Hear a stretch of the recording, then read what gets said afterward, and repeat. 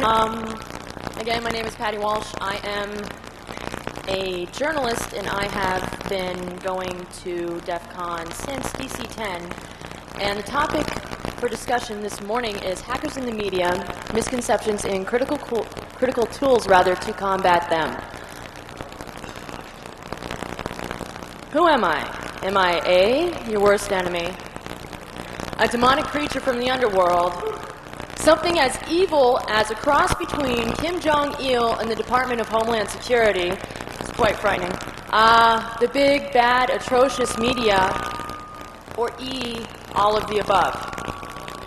Oh, yeah, okay. F, none of the above. I'm based in Vegas, born and raised here, and you can certainly choose E. However, there's a difference between the media and journalists, believe it or not, and we are going to examine this further. But kudos if you chose F. Background on the media. According to the dictionary.com site, which is so prestigious, media is a means of mass communication such as newspapers, magazines, radio, internet, or television, and or the group of journalists and others who constitute the communications industry and profession. Okay, who cares? What does that mean? So, in other words, we have a collection of all these different avenues of media, but really, what has it become? And to many, this is what it is, even those within the profession. I think this is actually quite accurate. And so, I would like to talk about the background on the media, rights and privileges, theirs as well as yours. So we're going to examine that with the role of media then versus now, to kind of preview, update you on what's going on. Let's talk about some Supreme Court cases real quick, just to jot down. We got the New York Times versus Sullivan, which was 1964, and basically what that was is that the New York Times printed a one-page ad in their newspaper discussing how Dr. Martin Luther King was wrong that he was right, I'm sorry, I'm nervous right now, that he was right for actually going through the civil rights and whatnot during that time. And so they were against Alabama because of Alabama jailing him, and so they ran in a one-page ad, and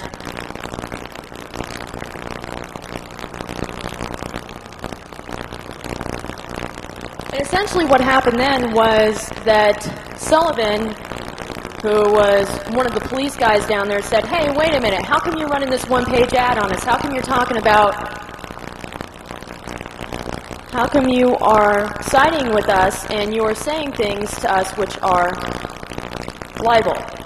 Libel, to brief you, is written defamation of character. Okay? Slander is oral defamation of character. What does that mean? In other words, if someone writes something about you and they misquote you,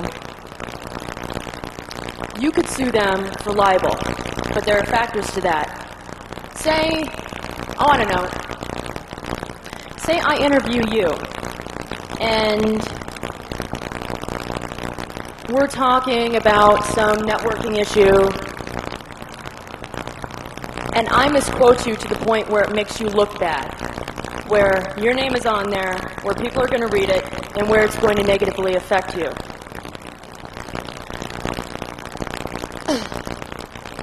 What can happen is that is something called malicious intent. Now, if I do that, I could be in a lot of trouble.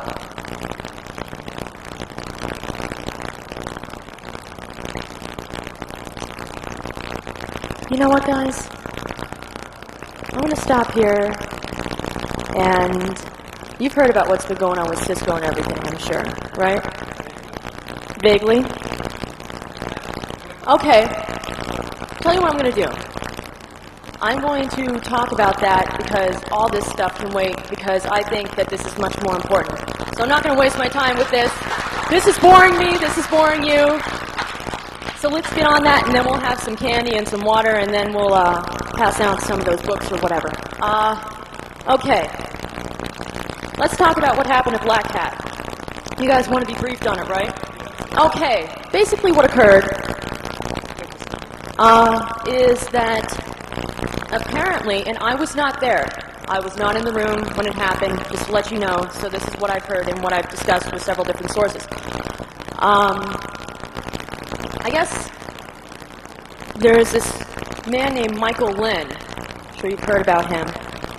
He is with the ISS, and he was doing research for a group called Cisco. I'm sorry?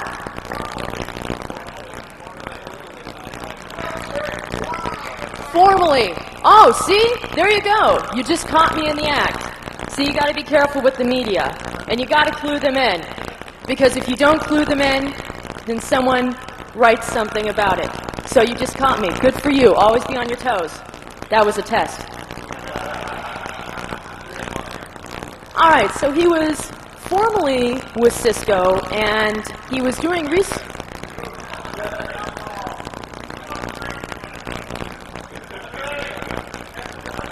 Drink, yeah. Actually, I was just briefed on this morning, too, because I've had to do a lot of work the last couple of nights. So,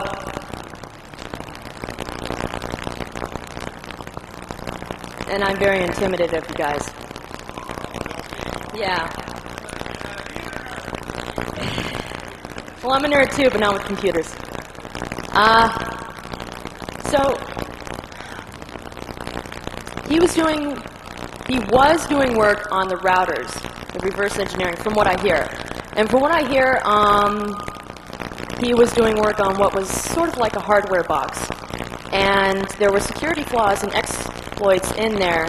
And apparently, from what I heard, he was working with Cisco for 6 months on this particular patch that was vulnerable.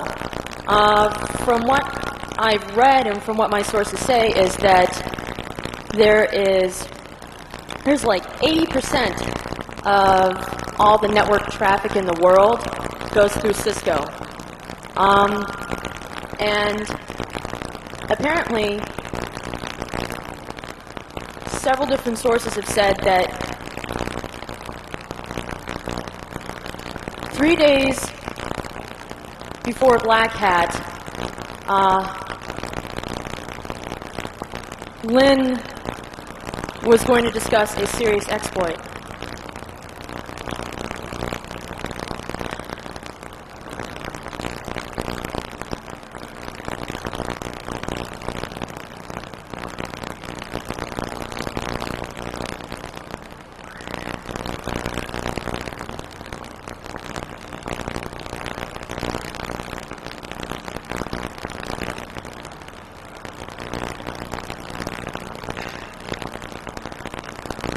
What happened was that it was very sensitive information, and so because it was sensitive information, Cisco wanted them to reprint the CD, and they wanted to rip out certain pages within his speech.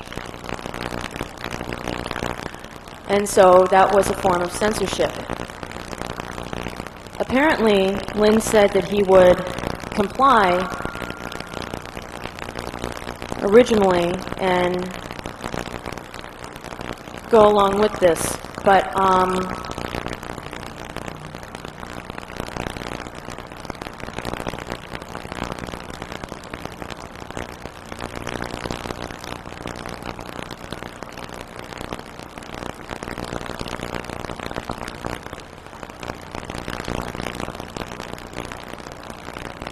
Cisco threatened legal action to stop the conference's organizers from allowing this researcher for rival tech firm to discuss how he says hackers could seize control of Cisco's internet routers. Cisco instructed these workers to tear up 20 pages outlining the presentation from this conference that Lynn was going to speak at, and ordered the 2,000 CDs containing the presentation to be destroyed. That's that's like 2,000 CDs. So they wanted to change that and everything else. Lynn initially went ahead. He actually did go ahead with the presentation. He talked about flaws, exploits within Cisco. What that means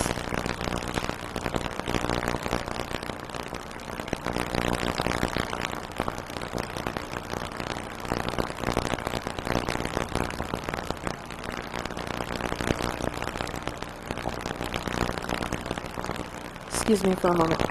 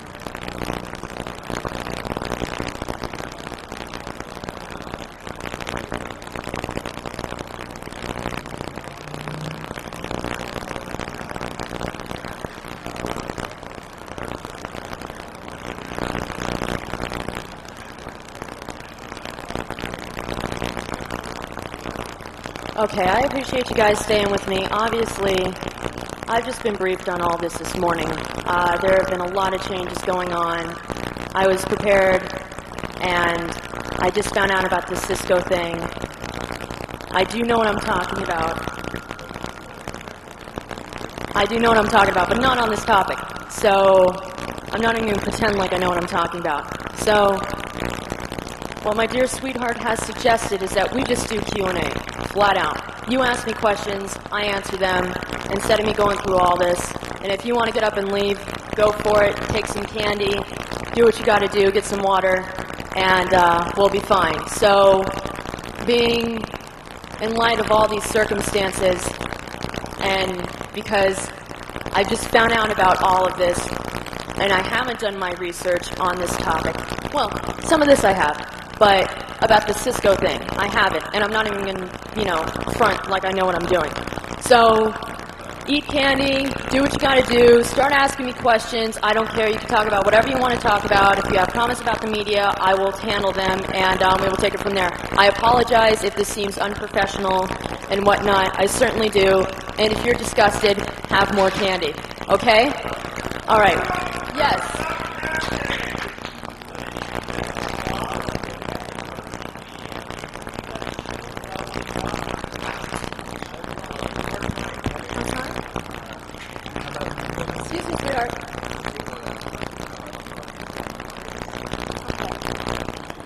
You know what, darling? Can I trouble you to come up to the mic so that way I can hear it and everyone else, and then you can grab some candy, get some water, or whatever. Okay? Thank you. So, did he release the flaws? And you as a person in the media, do you believe that he should release the flaws? Because if he knows about it, everybody else or the bad people would also know about it. And do you think if he did release the flaws and come out publicly and say this is out there, should he be prosecuted for doing so? Lynn. Yes. That's an excellent point, and thank you for that. I cannot say whether or not I think he should be prosecuted, because again, I just found out about this, but I'll be honest with you. There are two sides, even 3, 4, 5 to every story.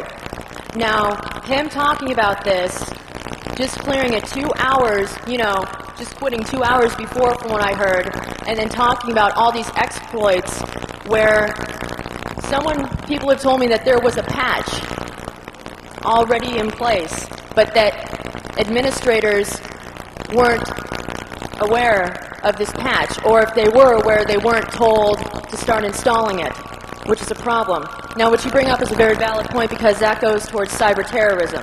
As we mentioned earlier, over 80% of the world's network trafficking and whatnot is from Cisco. And for someone to stand up here or, at a black hat conference and discuss these exploits and discuss these terrible, gaping holes, that can swing both ways. It's kind of like a pendulum. Okay, on the one side, one could see this guy and say, okay, Lynn is a martyr, he's a white hat type of guy or whatever, he's really doing his thing, but at the same time, we have to worry about cyber terrorism, right? Because even though he had been working on this patch for 6 months with Cisco, at the same time, him just discussing it flat out there and telling people and then making it a public forum, one could say that even makes more people vulnerable. Okay, well now we know for a fact that there's this hole, that there's this problem, that there are these vulnerabilities. Well, what are we going to do? Also, you got to look at it from a legal perspective of breach of contract.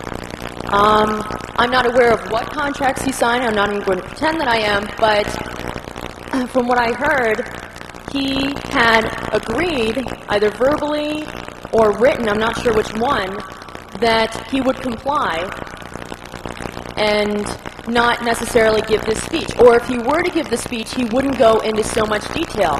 And then what? Only moments, hours before he gives the speech, yes, he resigned, but that's also an issue of breach of contract. And Cisco is claiming that it was premature and that there were, that this patch was undeveloped. So you're looking at an issue with, now, from what I hear, the FBI may be involved, may or may not be involved. This also, like I said, I would argue that this is an issue of cyber terrorism because of identity theft, whatnot. You never know what's going on. However, could he be prosecuted? That is quite possible. Because not only on a breach of contract issue, but also for exposing this, even though one could say that he is a martyr, and again, I'm not familiar with all the information, at the same time, it's a very sensitive issue. So it really depends on how you look at it. I think it's possible that they could. Does that answer your question? Okay, do you want me to elaborate on anything else?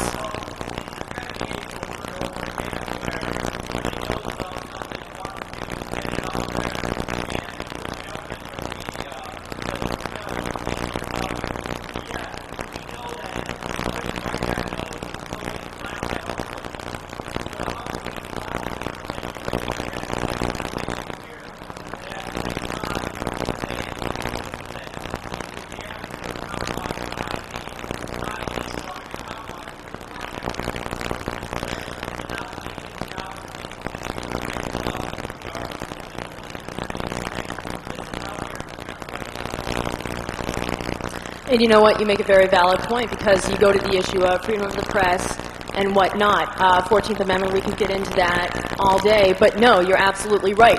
What is the media's job in this kind of a situation? Now, I have read the front story on the Wall Street Journal, and, it seemed to be fair, but I don't know. But at the same time, you have all this information coming out, and yes, he did release this information, but it's critical information. And people need to know about it. So what's the media's responsibility here? Is the media supposed to just sit on their hands and say, oh, well, okay, you have another hacker screwing around, whatever, or you have, someone who is legitimately concerned for the national interest and the national security of this country, especially in this type of climate, so what are we going to do about it? How far can the media go to get this information out? And from what I read, I guess apparently there were 347 articles that just came out yesterday on this topic of Michael Lynn. And it goes to a stronger point. What is the media's role in this? To give the facts, right? Well, what are the facts? You want to go deeper than that, don't you? You want to get to the core of the issue. Now, I could spout out a bunch of statistics to you, but what's the underlying issue at hand? The fact that we have someone that was willing to go up and talk about this despite the repercussions, and, here is the press's chance.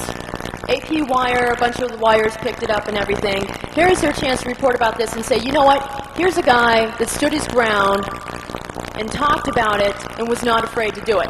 Instead of just the usual, well, let me write about the hacker scene. Let me write about how bad hackers are, how evil they are. Let me write about how, you know, they take your credit cards and this and that and the other. That's not what it's about. And so hopefully the media will take this, what happened, this event, and they will report it accurately, which probably will never happen. But at the very least, you may get different perspectives on it, and that is the good thing. But you're right.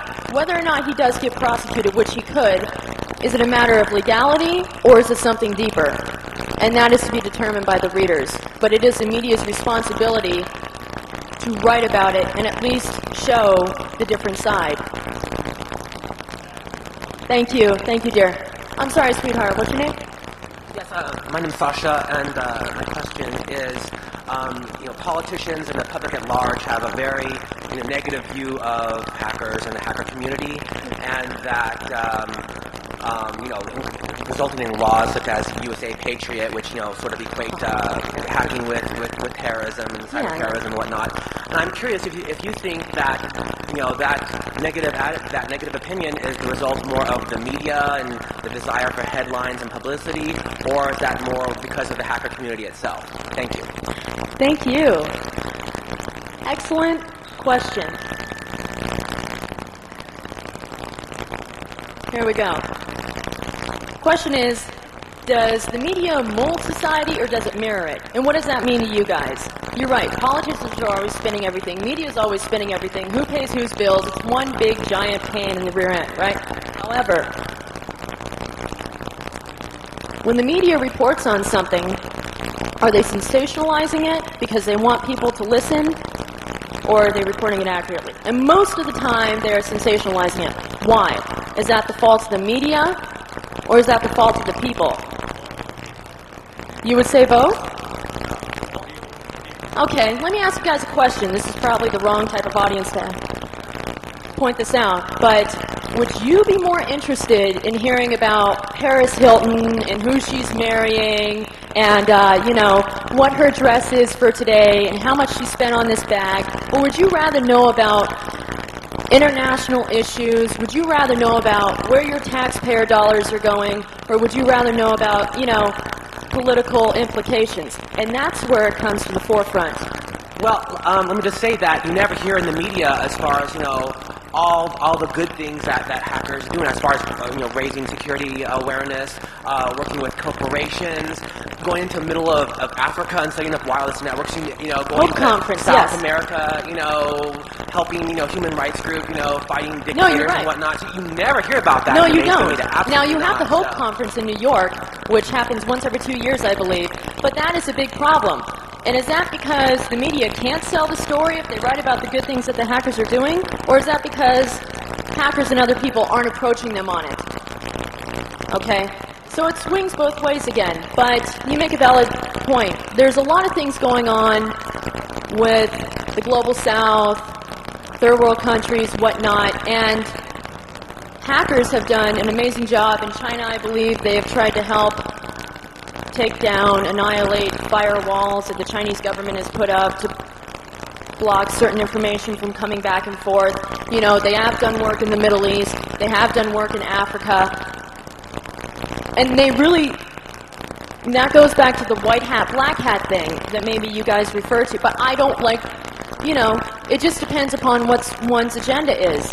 And how are we going to educate the media and tell them, hey, why are you trying to get a story just about our negative perspective and how we're these bad, dark creatures lurking in the shadows, and we're exploiting everybody? That's mostly not the case.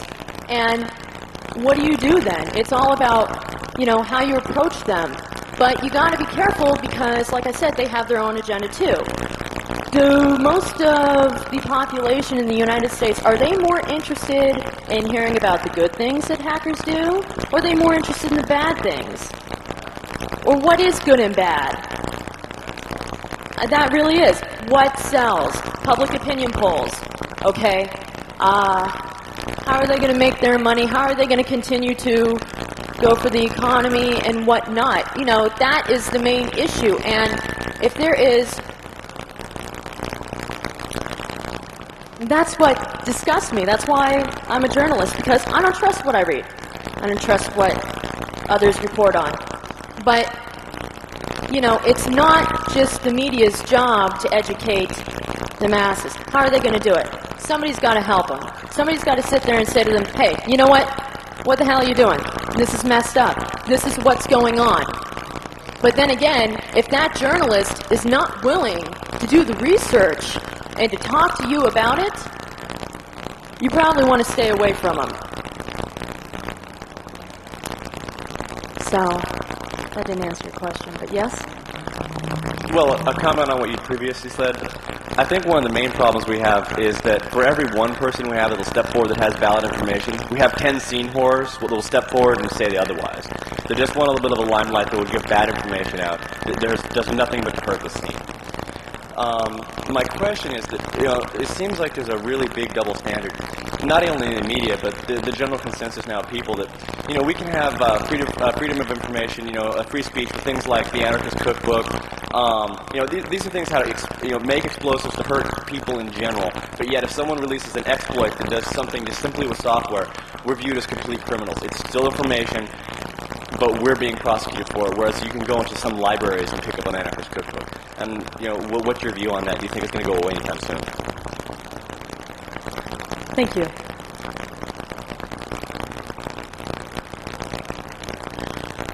He brings up a good point, and that is the scene whores, and the newbies, and the script kiddies, and all that. Are they really the people in charge, or are they just basically coming in for the party?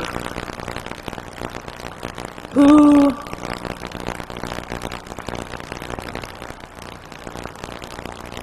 And I think that's what the problem is, because usually I would assume those that are so willing to talk to the media are not necessarily what they say they are.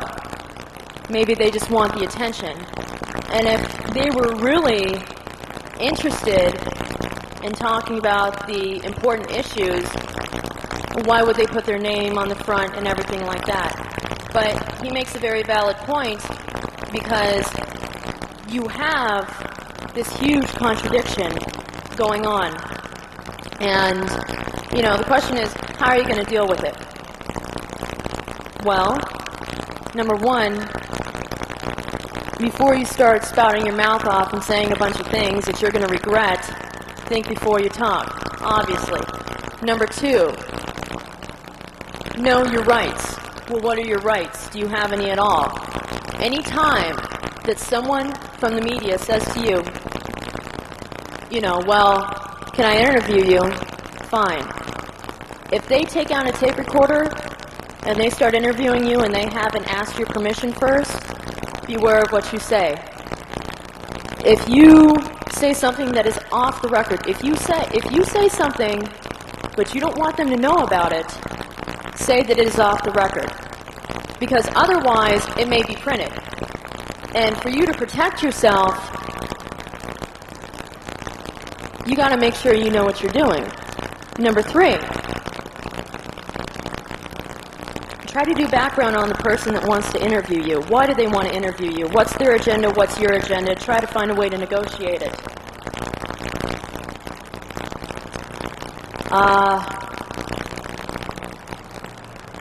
Yeah. Hi. Thank you. Are you aware of whether Lynn's presentation at Black Hat was scheduled well in advance, or whether this was dropped last minute? Actually, thank you for that question. I have heard both from various different sources on all different sides. No, I've heard that it was scheduled 3 weeks in advance for him to do the speech, and then moments in advance that he said, no, not going to do the speech. Is that what you're talking about? Well, what it would appear to me is that if he was working on if he was working on a evidently fairly comprehensive patch for this, and he had scheduled a talk on dropping that was basically for the sole purpose of dropping a bunch of exploits well in advance. It sort of, to me, signifies that he never really intended to implement the patch. Whereas, on the other hand, if this was dropped absolute last minute, it would, to me, mean that he tried to, but for some reason couldn't or wasn't allowed to implement the patch, and felt this was his only recourse. Okay. I would actually be, if you come up with any more concrete information on this, this would be a very valuable piece of information to me, and I think to a lot of other people. Okay, and I thank you for that. To be honest with you, I don't know. People have told me that he knew about this in advance, and people have told me that he changed his mind at the last moment. Unfortunately, Lynn is not here right now to talk about it. But you're right. And where does the media stand on this? Okay. Say they find out about it when it was supposed to come out. And you're right, that is very significant. Is it their job to report about it? Or would they get in trouble if they wrote about it? You know what I'm saying? Like, okay, say someone were to do some investigative work and find out, alright, did this cat know about what was going to be happening, or did he change his mind at the last moment? Say someone found out about that. Now, if they were to run with that and say it, that's information, right? Okay, and people need to know about that because that is critical. But at the same time, if they're running, if they say something and it puts Lynn in jeopardy, then you got a problem. So, I mean, it's kind of like you're dancing around, if you will. You can't really say, okay, well, we found out about this, so we're going to run the story on it, because there may be consequences to that. So, yes. Well, in my mind, I think that for someone to run either way with this, it would be of the utmost importance that they be able to back up whatever statement they made, have sources to back up whatever statement they made on the subject. Because, especially at this stage, at least from my mind, the last thing we need is unfounded speculation. But if somebody has sources that can back them up on this, then, that's central to the whole thing. Because if the rumors keep going around and around and around and nobody knows what's going on, then that creates kind of like this upheaval, and then it just gets nasty, is what you're saying. Yeah. Now, I don't know whether or not they know for sure or not. But, yeah, they should come out and say it. But if that puts him in danger, then that's a different story. Thank you for that. Yes. How would you suggest combating the media's misconceptions once an article's been printed? I saw one article about Hope where it was about how the U.S. combats all these terrorist training camps when there's a terrorist training camp in our own backyard at Hope. Now, right after that article, about 3 to 4 months after their article, the author printed a response because thousands of people were emailing him just angry at what he printed. And that was a good example of the hacker community going back and saying what you printed is wrong and you should correct this. And he actually corrected it. But then there's other things that are in, it was for a journal. It wasn't for one of the main media outlets that most of the general public reads. Well, I remember, like, the True Life I'm a Hacker series, if you're familiar with that, like, that was a huge misconception, but I didn't really hear any response out of that other than from the hacker community. How would you suggest combating these misconceptions after they've been printed? Thank you. Yeah, if something is messed up when it's printed, you know, say something about it, but at the same time, is it worth it? Yeah, is it worth it? Well, there's only so much that you can do, right? But the fact that you even make an attempt to say, you know, like the example that you just gave, no. You know, it is, I would say it is worth it. Because if you feel that you gain nothing out of it, at least you made that attempt. At least you stood your ground and said, hey, you know what? You're wrong. Because if you don't make that attempt, then how is anyone else going to know? It's just going to be out there. It's going to be information that's false and floating around and nobody will know. So that's why you should take that stand. And if nothing happens, and if they print something that's false, and there's no admission of error run, that is a form of libel, which again is written defamation of character, which means that they could be sued. So you're right. Yeah, you could stand your ground, you could write a letter to the editor, or whatever.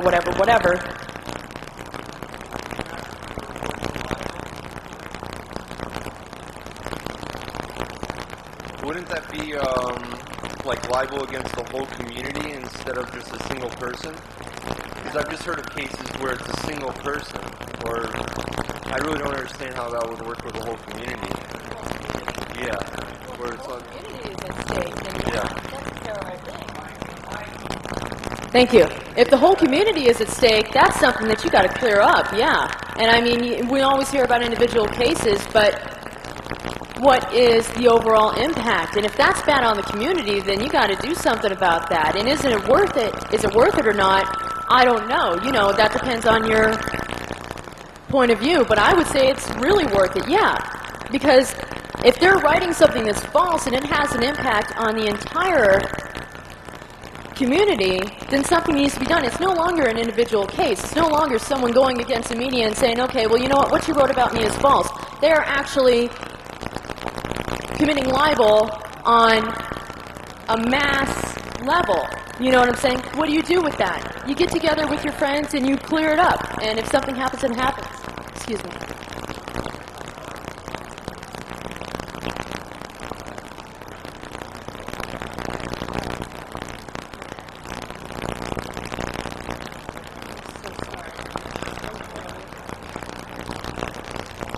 One more question. Hi. Hi. I think you're doing a really great thing actually being here, you know, actually trying to get the story, trying to get the truth, what's going on. My question is a very simple one, and I assume as a journalist you always want to get the truth in every story, and you would report the truth. But my question is am I correct in assuming that you would always want to report the truth if you can? Obviously. And the question is, what is the truth?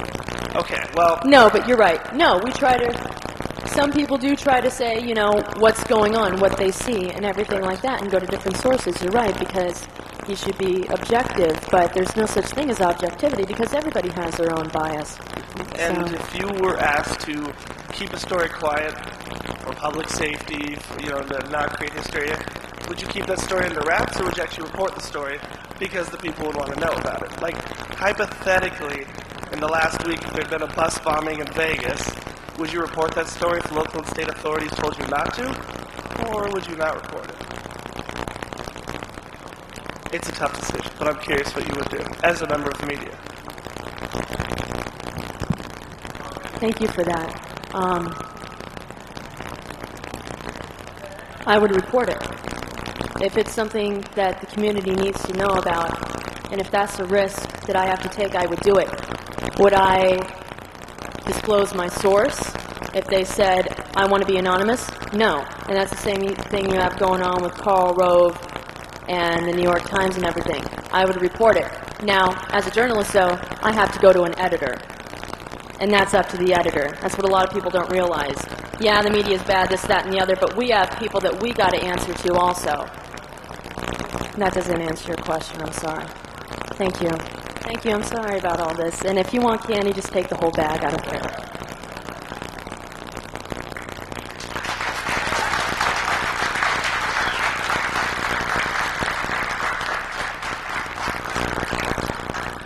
All right. So next, we have a presentation on using bioinformatic methods for network and information analysis. Meet the Fed has been